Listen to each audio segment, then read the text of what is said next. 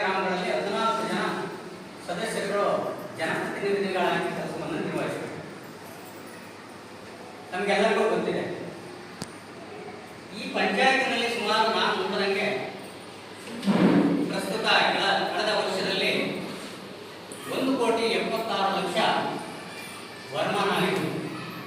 ಹೌದಲ್ವಾ? ಆ 1,76,00,000 ವರಮಾನ ಅಂದರೆ ಅಷ್ಟೊಂದು ಯಾವುದೇ ತೆರಿಗೆ ರೂಪದಲ್ಲಿ ಬಂದಿರ್ಬೋದು, ವಸೂಲಿ ರೂಪದಲ್ಲಿ ಬಂದಿರ್ಬೋದು ತೆರಿಗೆಗಳು, ಅದನ್ನ ಪ್ರತಿಯಾಗಿ ನಾವು ನಮ್ಮ ಪಂಚಾಯತಿಯ ಅಭಿವೃದ್ಧಿಗೆ ನಾವು ಏನು ಖರ್ಚು ಮಾಡಬೇಕು.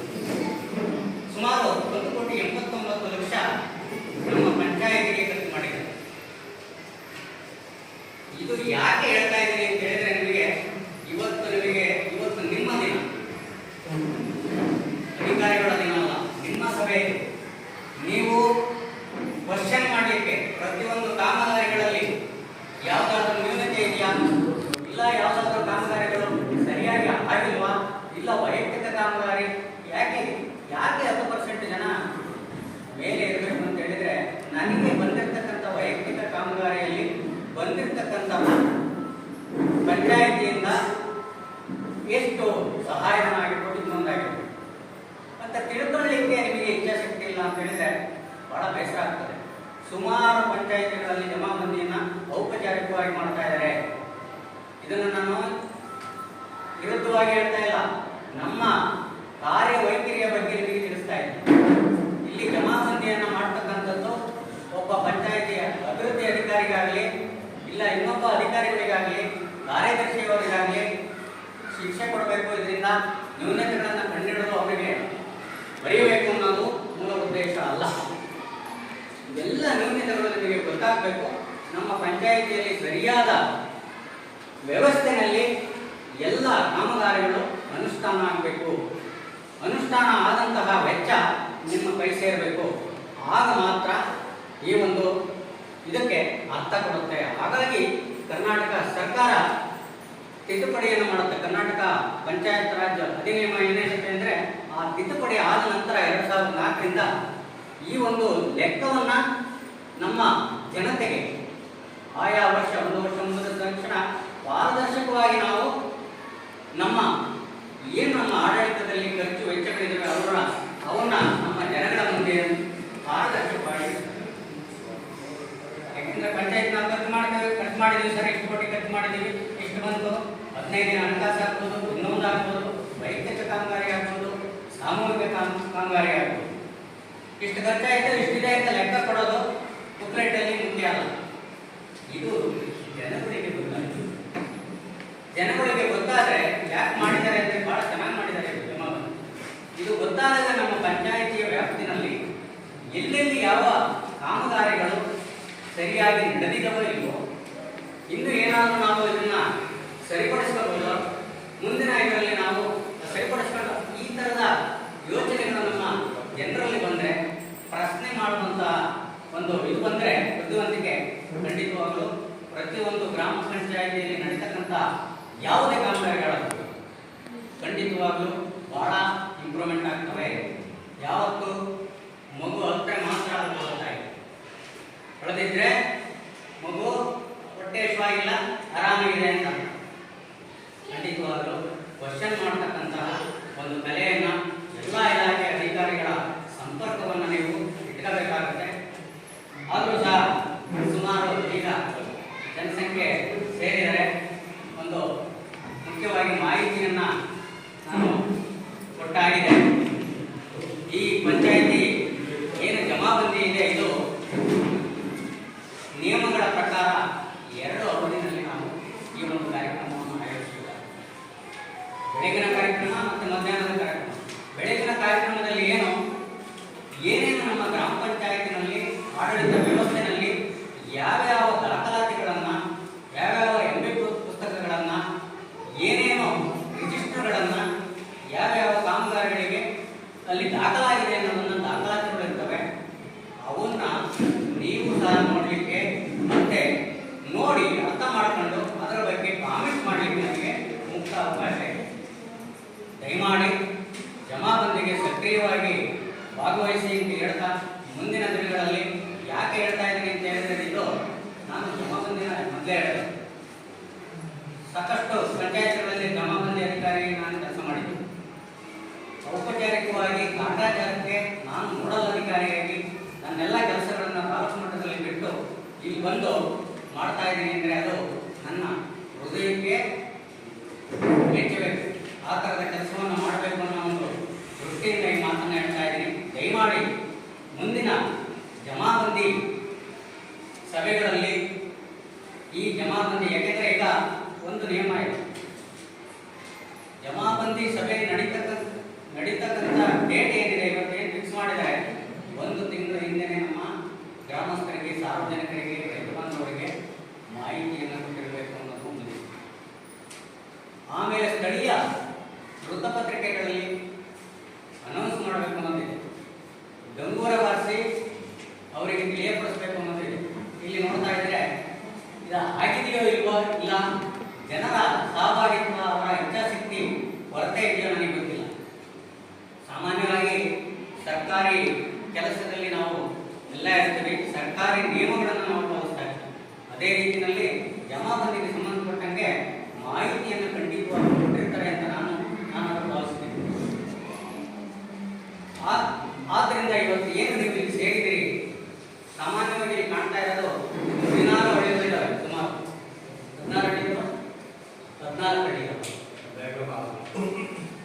ಇದಾವಲ್ವಾ. ಎಲ್ಲ ಒಂದೊಂದರಲ್ಲಿ ಏನೋ ಹಳ್ಳಿಯ ಪ್ರತಿನಿಧಿಗಳಾಗಿ ಬಂದಿದ್ದೀರಿ ನನಗೆ ಈ ಚಿತ್ರಣ ಕಾಣ್ತಾ ಇದೆ. ದಯಮಾಡಿ ಮುಂದಿನ ಸಭೆಗಳಲ್ಲಿ ಇದು ಮುಂದಿನ ನನಗೆ ಏನಾದರೂ ಅವಕಾಶ ಸಿಕ್ಕಿದರೆ ನನ್ನ ಅದೃಷ್ಟ ಇದೆ. ಜಮಾಬಂದಿ ಅಧಿಕಾರಿ ಕೆಲಸ ಮಾಡೋದು ನನಗೆ ತುಂಬ ಇಷ್ಟ. ಯಾಕೆಂದರೆ ನಾನು ಮೂಲಭೂತವಾಗಿ ರೈತರು. ಹಾಗಾಗಿ ರೈತರಿಗೆ ಸಿಗತಕ್ಕಂಥ ಸೌಲಭ್ಯಗಳು ಖಂಡಿತವಾಗಿ ಯಾವುದೇ ಇಲಾಖೆ ಆಗಿರ್ಬೋದು, ಅನುಷ್ಠಾನ ಇಲಾಖೆಗಳು ಅಥವಾ ಪಂಚಾಯಿತಿಯಿಂದ ಬರ್ತಕ್ಕಂಥ ಅನುದಾನಗಳಾಗ್ಬೋದು, ಅವರಿಗೆ ನ್ಯಾಯಯುತವಾಗಿ ಸಿಗಬೇಕು, ಎಲ್ಲೂ ಲೋಪದೋಷಗಳಾಗಬಾರ್ದು. ಅದಕ್ಕೋಸ್ಕರ ಈ ಒಂದು ಜಮಾಬಂದಿ ಕಾರ್ಯಕ್ರಮವನ್ನು, ಸಭೆಯನ್ನು ಮಾಡೋದು. ಇವತ್ತು ಹಂಗಂತ ಯಾವುದೋ ಒಂದು ಸಿಟ್ಟು ಇಟ್ಕೊಂಡು, ನೀವು ಕೋಪ ಇಟ್ಕೊಂಡು ಪಿಡಿಒ ಮೇಲೆ, ಇಲ್ಲ ಸೆಕ್ರೆಟರಿ ಮೇಲೆ, ಇಲ್ಲ ಇನ್ನೊಬ್ಬ ಅಧಿಕಾರಿಯ ಮೇಲೆ ಸವಾರಿ ಮಾಡ್ಕೊಂಡು ಕ್ವಶನ್ ಕೇಳೋಂಥದ್ದು. ಅದಕ್ಕೆ ಅರ್ಥ ಇರಬೇಕು.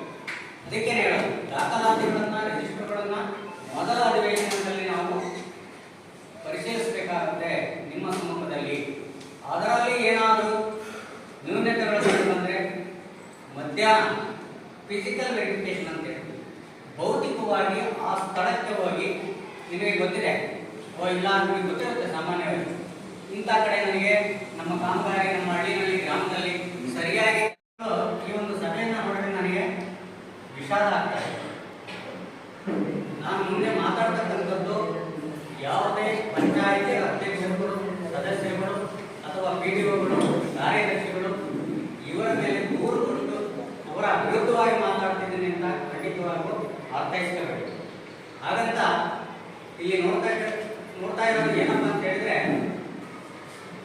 ಈ ಒಂದು ಕರ್ನಾಟಕ ಪಂಚಾಯತ್ ರಾಜ್ ಅಧಿನಿಯಮ, ಜಮಾಬಂದಿ ನಿರ್ವಹಣೆ ನಿಯಮ 2004 ಏನ್ ಹೇಳ್ತಪ್ಪ ಅಂತ ಹೇಳಿದ್ರೆ, ಇದು ಗ್ರಾಮದ ಜನಗಳಿಗೋಸ್ಕರ ಮಾಡತಕ್ಕಂಥ ಸಭೆ. ಆದರೆ ಯಾವುದೇ ಒಂದು ಗ್ರಾಮ ಸಭೆ ಆಗ್ಬೋದು ಅಥವಾ ಜಮಾಬಂದಿ ಸಭೆ ಆಗ್ಬೋದು, ಪಂಚಾಯಿತಿಯಲ್ಲಿ ಇರತಕ್ಕಂತಹ ಜನಸಂಖ್ಯೆ ಏನಿದೆ, ಈಗ ನಾನು ಅಂಕಿಅಂಶಗಳನ್ನು ನೋಡಿದ ಪ್ರಕಾರ ನಮ್ಮ ಸಂಖ್ಯೆಕೃತ ಗ್ರಾಮ ಪಂಚಾಯಿತಿಯ ಜನಸಂಖ್ಯೆ, ಹೆಣ್ಣು ಮಕ್ಕಳನ್ನು ಒಟ್ಟುಗೂಡಿ ಪರಿಶಿಷ್ಟ ಜಾತಿ, ಪರಿಶಿಷ್ಟ ಪಂಗಡ ಹಾಗೂ ಇತರೆ ಜನಾಂಗ ಎಲ್ಲವರನ್ನು ಒಟ್ಟುಗೂಡಿ 5054 ಜನ ಜನಸಂಖ್ಯೆಯನ್ನು ಈ ಒಂದು ಗ್ರಾಮ ಪಂಚಾಯಿತಿ ಹೊಂದಿದೆ. ಯಾಕಪ್ಪ ಈ ಒಂದು ಬೇಸಿಕ್ ಇನ್ಫಾರ್ಮೇಶನ್ ನಿಮಗೆ ಕೊಡ್ತಾ ಇದ್ದೀನಿ ಅಂತ ಹೇಳಿದ್ರೆ, ನಿಮ್ಮ ಪಂಚಾಯಿತಿಯ ಆಗುಹೋಗುಗಳು, ವಿಷಯಗಳು, ಮಾಹಿತಿಗಳು ನಿಮ್ಮಲ್ಲಿ ಇರಬೇಕು. ಈ ಒಂದು ಗ್ರಾಮ ಸಭೆಗೆ ನೀವು ಬಂದಿದ್ದೀರಾ ಅಂತ ಹೇಳಿದ್ರೆ, ಇದು ನಮಗೆ ಅಧಿಕಾರಿಗಳಿಗೋಸ್ಕರ, ಇಲಾಖೆಯವರಿಗೋಸ್ಕರ ನಡೀತಕ್ಕಂಥ ಸಭೆಯಲ್ಲ. ಈ ಜಮಾಬಂದಿ ನಮ್ಮ ಜನಗಳಿಗೋಸ್ಕರ ನಡೀತಕ್ಕಂಥ ಸಭೆ ಇದೆ. ಇಲ್ಲಿ ನಾನು ಮೊದಲೇ ಹೇಳ್ತಾ ಇದ್ದೇನೆ, ಯಾವುದೇ ಒಂದು ಸಭೆ ಅಥವಾ ಜಮಾಬಂದಿ, ಈ ಒಂದು ಸಭೆಗೆ ಗ್ರಾಮಸ್ಥರ, ಸಾರ್ವಜನಿಕರ ಸಹಭಾಗಿತ್ವ ಬಹಳ ಇಂಪಾರ್ಟೆಂಟ್ ಆಗುತ್ತೆ. ಇಲ್ಲಿ ನೋಡ್ತಾ ಇದ್ರೆ ಇಲಾಖೆಯ ಅಧಿಕಾರಿಗಳು, ಪಂಚಾಯಿತಿ ಅಧಿಕಾರಿ ಸಿಬ್ಬಂದಿಗಳು ಎಲ್ಲ ಹಾಜರಾತಿ ತಗೊಂಡ್ರೆ ನಮ್ಮ ಸಾರ್ವಜನಿಕರ ಹಾಜರಾತಿ ಎಷ್ಟಿದೆ ಅಂತ ಹೇಳಿದ್ರೆ ನಾನು ಬಂದ ತಕ್ಷಣ ಕಣ್ಣಿಂದನೇ ಅಳತೆ ಮಾಡೋದು. 1% ಕಡಿಮೆ ಹಾಜರಾತಿ ಇದೆ. ಒಂದು ನಿಯಮ ಇದೆ, ಯಾವುದೇ ಒಂದು ಸಭೆ ನಡೆಸಬೇಕು ಅಂತ ಹೇಳಿದ್ರೆ 10% ಜನಸಂಖ್ಯೆ ಹಾಜರಾತಿ ಇರಬೇಕು ಅನ್ನೋದು. ಅದು ಇದೆಯಾ ಇಲ್ಲಿ? ಅಂದ್ರೆ ನಮ್ಮ ಸಾರ್ವಜನಿಕರ ಸಹಭಾಗಿತ್ವ, ಅವರ ಒಂದು ಇಚ್ಛಾಶಕ್ತಿ, ನಮ್ಮ ಗ್ರಾಮಗಳಲ್ಲಿ, ನಮ್ಮ ಪಂಚಾಯತಿನಲ್ಲಿ ನಡೀತಕ್ಕಂಥ ಕಾಮಗಾರಿಗಳ ಬಗ್ಗೆ, ವೆಚ್ಚಗಳ ಬಗ್ಗೆ ನಾವು ಸಂಪೂರ್ಣವಾಗಿ ಮಾಹಿತಿಯನ್ನು ತಿಳ್ಕೋಬೇಕು ಅನ್ನೋದು ಇದರ ಉದ್ದೇಶ. ಆದರೆ ಇಲ್ಲಿ 1% ಆಗಿದೆ, ಹಾಜರಾತಿ ಇದೆ ಅಂತ ಹೇಳಿದ್ರೆ ಈ ಸಭೆಯನ್ನ ಮಾಡಬೇಕಾ ಅನ್ನೋ ಒಂದು ಪ್ರಶ್ನೆ ಉದ್ಭವವಾಗುತ್ತೆ. ಏನ್ ಮಾಡಬೇಕು, ನಡವಳಿಕೆಯಲ್ಲಿ ಏನು ಬರೀಬೇಕು, ನಾನು ರಿಪೋರ್ಟ್ ಅನ್ನು ಸಿಇಒಗೆ ಏನು ಕೊಡಬೇಕು ಅನ್ನೋದು. ಯಾಕೆಂದ್ರೆ ನಮ್ಮ ರಾಮನಗರ ಜಿಲ್ಲೆಯಲ್ಲಿ ಅಥವಾ ನಮ್ಮ ಮಾಗಡಿ ತಾಲೂಕಿನಲ್ಲಿ ಸುಮಾರು 32 ಗ್ರಾಮ ಪಂಚಾಯತ್ಗಳಿದ್ದಾವೆ. ಪ್ರತಿ ವರ್ಷ ಮೊದಲ ಗ್ರಾಮ ಸಭೆ ಏಪ್ರಿಲ್ ಮಾಹಿತಿಯಲ್ಲಿ ನಡೀತದೆ ಅಲ್ವಾ? ಅದೇ ರೀತಿಯಲ್ಲಿ ಜಮಾಬಂದಿ ಈ ಒಂದು ಕರ್ನಾಟಕ ಪಂಚಾಯತ್ ರಾಜ್ ಅಧಿನಿಯಮ ಏನಿದೆ 2004, ಅದರ ಆದೇಶದ ಅನ್ವಯ ಪ್ರತಿ ಗ್ರಾಮ ಪಂಚಾಯತಿನಲ್ಲೂ ಪ್ರತಿ ವರ್ಷ ಒಮ್ಮೆ ಜಮಾಬಂದಿಯನ್ನ ಮಾಡಬೇಕು. ಜಮಾಬಂದಿ ಅಂದ್ರೆ ಏನು? ನನಗೆ ಕರೆಕ್ಟ್ ಆಗುತ್ತೆ ಅಂದ್ರೆ, ಯಾಕೆ ನನಗೆ ಕರೆಕ್ಟ್ ಆಗುತ್ತಿಲ್ಲ ಅಂತ ನಾನು ಹೇಳ್ತಾ ಇದ್ದೀನಿ ಅಂದ್ರೆ, ನೀವು ಗಮನ ಇಟ್ಟು ಕೇಳಿ. ಒಂದಿಷ್ಟು ಸಂಕ್ಷಿಪ್ತ ವಿಷಯಗಳು ನಿಮ್ಮ ತಲೆಯಲ್ಲಿ, ಯಾವುದೇ ಸಭೆಗೆ ಬರಬೇಕಾದ್ರೆ ಸ್ವಲ್ಪ ಅದರ ಬಗ್ಗೆ ಮಾಹಿತಿಯನ್ನು ತಿಳ್ಕೊಂಡು ಬರಬೇಕು. ಜಮಾಬಂದಿ ಅಂದ್ರೆ ಇದು ತಮಿಳು, ಇದರಲ್ಲಿ ಅಳವಡಿಸಿಕೊಂಡಿರ್ತಕ್ಕಂತಹ ಒಂದು ಉರ್ದು ಭಾಷೆಯ ಪದ. ಜಮಾಬಂದಿ ಅಥವಾ ಸಮಾಬಂದಿ ಅಂತ ಹೇಳಿ. ಜಮಾಬಂದಿ ಅಂದ್ರೆ ಏನಿದು? ಜಮಾಬಂದಿ ಸಭೆಗೆ ಕರೆದಿರೋದು. ಜಮಾಬಂದಿ ಅಂದ್ರೆ ಯಾರಿಗಾರು ಗೊತ್ತಿದೆಯಾ? ಸರ್, ನಾನು 15 ವರ್ಷಗಳಿಂದ 20 ವರ್ಷಗಳಿಂದ ಜಮಾಬಂದಿಯನ್ನ ಮಾಡ್ತಾ ಬಂದಿದ್ದೀನಿ ಅಂತ ನಾವು ಇಲಾಖೆಯವರು ಅಥವಾ ಪಂಚಾಯತಿ ಅವರು ನಾವು ಹೇಳ್ತಾ ಬರ್ತಾ ಇದ್ದೀವಿ. ಅದೇ ರೀತಿಯಲ್ಲಿ ನಮ್ಮ ಜನಗಳು ಸಹ, ನಾನು ಅವಾಗಿನಿಂದಲೂ ಸಹ ನಾನು ನನ್ನ ಪಂಚಾಯತಿನಲ್ಲಿ ಜಮಾಬಂದಿ ಸಭೆಗೆ ಹಾಜರಾಗ್ತಾ ಇದ್ದೀನಿ ಸರ್. ಏನ್ ಬಂತು? ಕತ್ತೆಗೆ ವಯಸ್ಸಾದಂಗೆ ಇವತ್ತು ಬೇಜಾರು ಮಾಡ್ಕೊಳ್ಬೇಕು. ಯಾಕೆಂದ್ರೆ ಎಲ್ಲ ಬಹಳ ಬೇಸರ ಆಗ್ತದೆ. ಇದು ನಮಗೋಸ್ಕರ ಮಾಡ್ತಕ್ಕಂಥ ಸಭೆ ಅಲ್ಲ. ಎಷ್ಟೋ ಕಡೆ ನಾನು ಗಮನಿಸಿದ್ದೀನಿ, ಸುಮಾರು ಕಡೆ ನಾನು ಪಂಚಾಯತಿನಲ್ಲಿ ಅಡ್ಮಿನಿಸ್ಟ್ರೇಟಿವ್ ಆಫೀಸರ್ ಆಗಿ ಕೆಲಸವನ್ನು ಮಾಡಿದ್ದೀನಿ. ಪಂಚಾಯತಿನಲ್ಲಿ ಸ್ವಲ್ಪ ಸಾಕಷ್ಟು ಮಟ್ಟಿಗೆ ಇಲ್ಲ ಅಂದರೂ ಸ್ವಲ್ಪ ಮಟ್ಟಿಗಾದರೂ ಪಂಚಾಯತಿಯ ಕಾರ್ಯವೈಖರಿ, ಆಡಳಿತವನ್ನು ತಿಳ್ಕೊಂಡಿದ್ದೀನಿ ಅಂತ ಹೇಳಲಿಕ್ಕೆ ಹೆಮ್ಮೆ ಆಗ್ತದೆ. ಆದ್ದರಿಂದ ನಾನು ಸ್ವಲ್ಪ ಕಾಲವಾಗಿ ಮಾತಾಡ್ತಾ ಇದ್ದೀನಿ. ಯಾಕೆಂದರೆ ಯಾವುದೇ ಒಂದು ಸಭೆ ಔಪಚಾರಿಕವಾಗಿ ಫೈಲ್ ಪರ್ಪಸ್ಗೆ ನಡೀಬಾರ್ದು. ಅಲ್ಲಿ ಒಂದು ಉದ್ದೇಶವನ್ನು ಇಟ್ಕೊಂಡು, ಅದು ನಾವು ಇಷ್ಟೆಲ್ಲ ಖರ್ಚು ಮಾಡಿ ನೋಡಿದ್ದೀರಿ. ಪ್ರತಿ ಪಂಚಾಯಿತಿಗಳಲ್ಲಿ ಪ್ರತಿ ವರ್ಷ ಸುಮಾರು ಲಕ್ಷಗಳಲ್ಲ, ಸುಮಾರು ಕೋಟಿಗಳು ಖರ್ಚನ್ನ ಪಂಚಾಯತ್ ವ್ಯಾಪ್ತಿನಲ್ಲಿ ಮಾಡ್ತಾ ಇದ್ದೀವಿ. ಆದರೆ ಅದು ಪರಿಣಾಮಕಾರಿಯಾಗಿ ಆಗ್ತಾ ಇದೆಯಾ? ಪಂಚಾಯತ್ನಲ್ಲಿ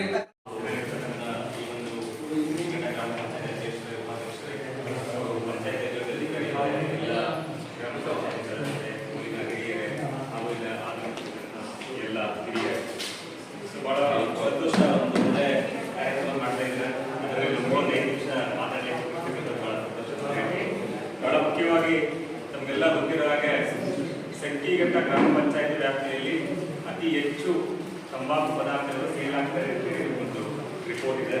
ಅದನ್ನ ನಾವೇ ಹೇಳ್ಬೇಕು ಯಾವ ರೀತಿ ಅಂತ ಹೇಳಿ. ಅಂದ್ರೆ ಇಲ್ಲಿ ಯೂಸರ್ಸ್ ಜಾಸ್ತಿ ಇದಾರ ಅಥವಾ ಬೇರೆ ಕಡೆಯಿಂದ ಬರ್ತಾ ಇದಾರ ಅಥವಾ ಅಂತಕ್ಕಂಥದ್ದು ಗೊತ್ತಿಲ್ಲ. ಹಾಗಾಗಿ ಒಂದೇನಂದ್ರೆ ತಮ್ಮೆಲ್ಲ ಒಂದು ರಿಕ್ವೆಸ್ಟ್ ಏನಂತ ಹೇಳಿದ್ರೆ, ನಮಗೆ ಯಾವ್ದಾದ್ರು ಒಂದು ಪಂಚಾಯತಿನ ಅಥವಾ ನಿರ್ದೇಶನವನ್ನು ವಿನಂತಿ. ಸೊ ಏನು ನಿಮ್ಮ ಸಂಕೀಘಟ್ಟ ಗ್ರಾಮ ಪಂಚಾಯತಿ ವ್ಯಾಪ್ತಿಯಲ್ಲಿ ಯಾವುದಾದ್ರೂ ಒಂದು ಅಲ್ಲಿ ನಾವು ಮಾಡಲಾಗ್ತದೆ, ಒಂದು ತಂಬಾಕು ಮುಕ್ತ ಪಂಚಾಯತಿ ಏನು ಕಾನ್ಸೆಪ್ಟ್ ಇದೆ, ಅದರಲ್ಲಿ ಒಂದು ತಂಬಾಕು ಮುಕ್ತ ಗ್ರಾಮ ಅಂತ ಮಾಡಿದ್ರೆ ಬಹಳ ಸಂತೋಷವಾದ ರಿಕ್ವೆಸ್ಟ್ ಮಾಡ್ತಾ ಇದ್ದೇನೆ. ಯಾಕಂದ್ರೆ ಇದೆಲ್ಲ ಮಹಿಳೆಯರಿಗಿನ ಏನಾದ್ರು ಒಂದು ಸಾಧನೆ ಮಾಡಬೇಕು. ಈ ಸಾಧನೆ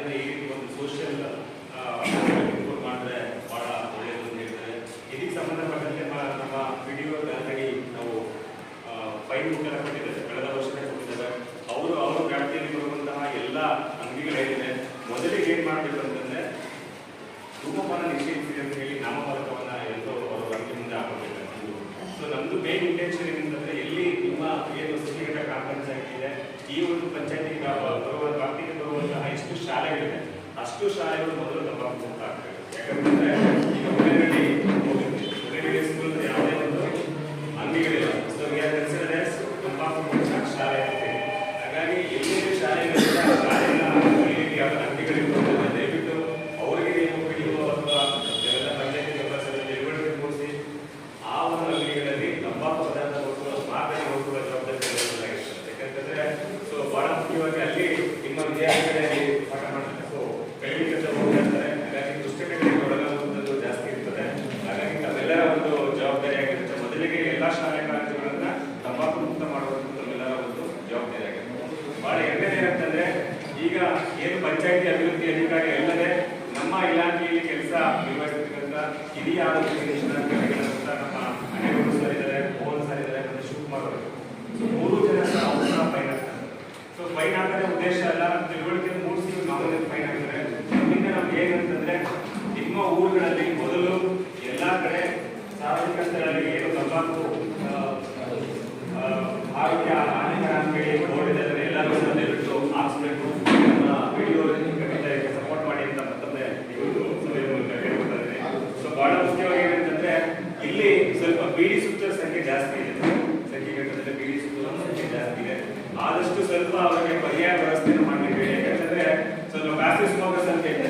ಸೊ ಇಂಡೈರೆಕ್ಟ್ ಆಗಿ ನಾವು ಅದನ್ನ ಈಗ ಧೂಮಪಾನ ಮಾಡೋದಂದ್ರೆ ಧೂಮಪಾನ ಮಾಡೋದಕ್ಕೂ ಕ್ಯಾನ್ಸರ್ ಆಗ ಬರ್ತದೆ ನಮಗೆಲ್ಲ ಗೊತ್ತಿದ್ದಾರೆ.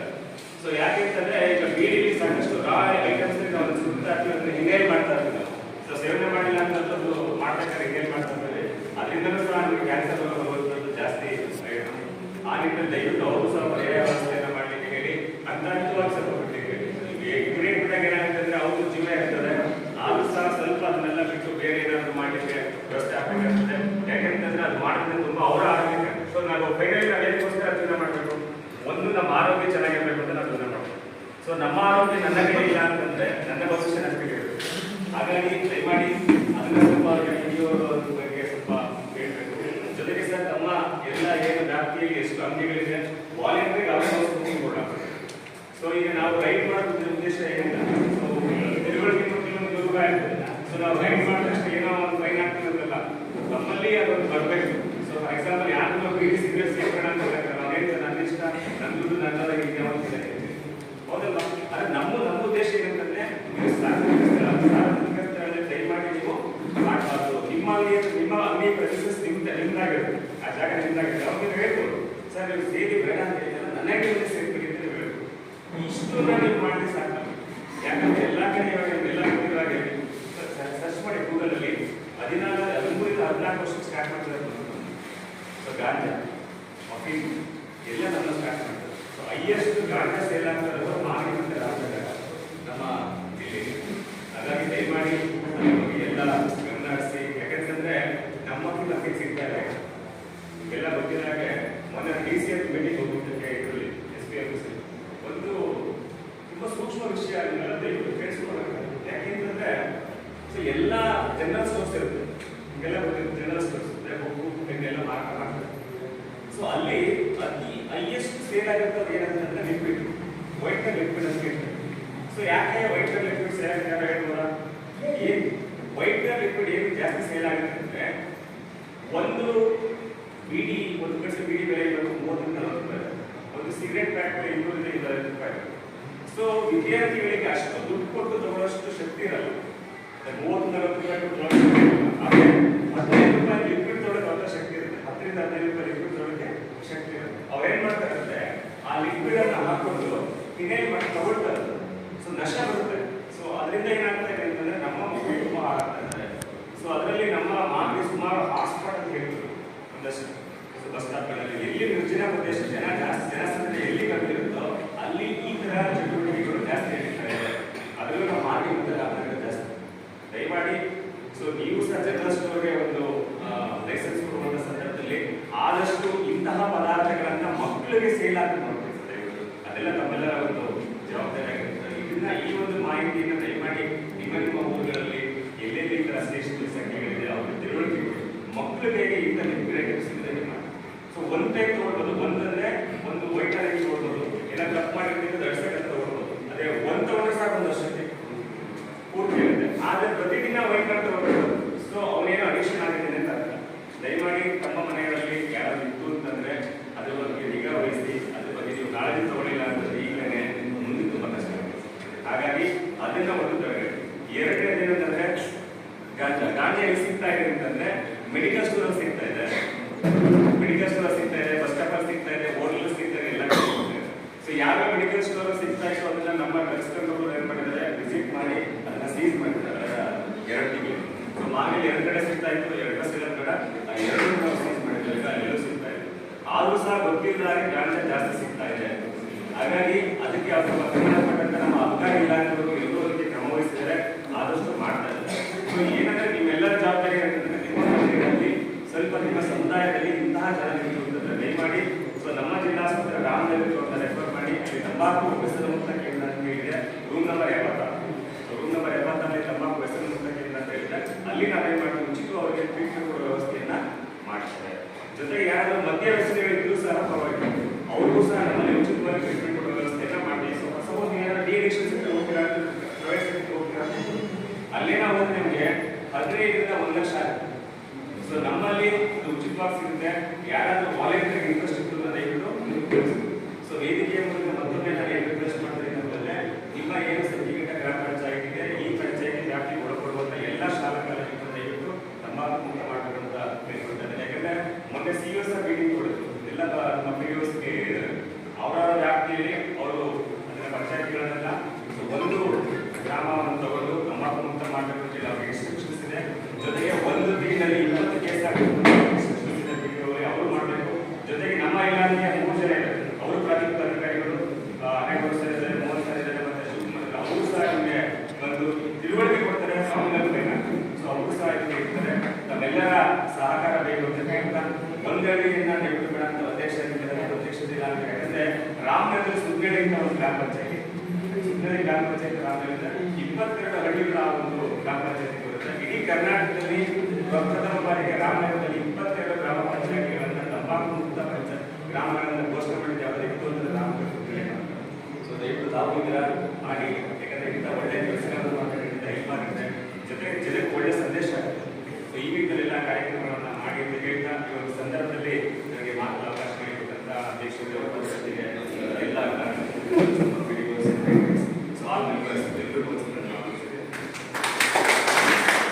ಒಂದು ರಿಕ್ವೆಸ್ಟ್, ಮೊದಲು ಆಸ್ಪತ್ರೆಯಿಂದ ಮತ್ತು ಗ್ರಾಮ ಪಂಚಾಯತಿಯಿಂದ ಇದು ಮುಕ್ತ ಆಗಲಿ ಅಂತ ಕೇಳ್ಕೊತೀವಿ. ಓಕೆ, ಸೊ ಸಂಬಂಧಪಟ್ಟಂತೆ ಧೂಮಪಾನ ಮತ್ತು ತಂಬಾಕು ನಾವು ಅದರಿಂದ ಜಾಸ್ತಿ ಇವಾಗ ಡಾಕ್ಟರ್ ಹೇಳಿದಂಗೆ ಈಗ ಸೊಲ್ಯೂಷನ್ಸ್ ಮಕ್ಕಳನ್ನ ಅದು ಯಾವ ಮಟ್ಟಕ್ಕೆ ತಿಂತಾ ಇದೆ ಅಂದ್ರೆ ನಾವು ಊರಲ್ಲಿ